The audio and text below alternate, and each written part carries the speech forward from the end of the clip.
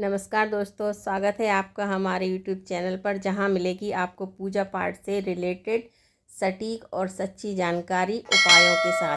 शरद पूर्णिमा 2025 6 या 7 अक्टूबर किस दिन मनाई जाएगी, जिसे रास पूर्णिमा भी कहते हैं। शुभ मुहूर्त, चंद्रोदय समय और खीर का महत्व आज हम इस वीडियो में आपको बताएंगे। साल 2025 में अश्विन मास में आने वाली शरद पूर्णिमा कब है, लक्ष्मी पूजा का शुभ मुहूर्त, पूजा विधि और इस दिन बनाए जाने वाले एक खास भोग के बारे में। शास्त्रों में पूर्णिमा तिथि खास मानी गई है। अश्विन मास में आने वाली पूर्णिमा बहुत ही महत्वपूर्ण होती है। इसे शरद पूर्णिमा, राज पूर्णिमा या कोजगार पूर्णिमा के नाम से जाना जाता है। ज्योतिष की माने तो शरद पूर्णिमा के दिन चंद्रमा 16 कलाओं से परिपूर्ण होता है। इस दिन भगवान विष्णु और माता लक्ष्मी की पूजा करके चंद्रमा की रोशनी में चावल की खीर रखने की परंपरा है। आइए जानते हैं शरद पूर्णिमा 2025 कब है, लक्ष्मी पूजा का शुभ मुहूर्त, पूजा विधि और इस दिन बनाए जाने वाला एक खास प्रकार का भोग।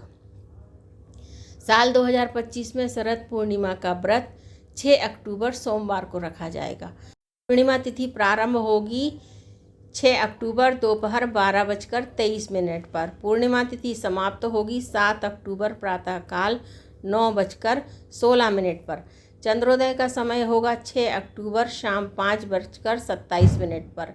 स्नान दान का मुहूर्त होगा प्रातःकाल 4:29 से प्रातःकाल 5:24। लक्ष्मी पूजा का शुभ मुहूर्त है रात्रि 11:45 से रात्रि 12:24 तक।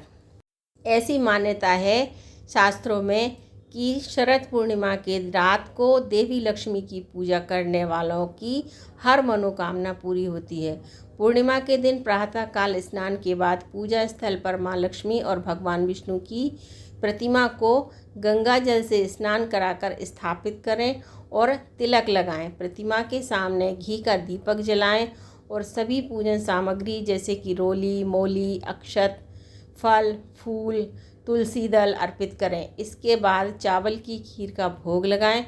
पूजा में लक्ष्मी जी और विष्णु मंत्र का जाप करें। सत्यनारायण व्रत कथा सुनें। शाम को चंद्रमा को अर्घ्य देकर व्रत का समापन करना चाहिए और रात्रि में जो प्रसाद बनाया है उसको शरद के नीचे रखा जाता है।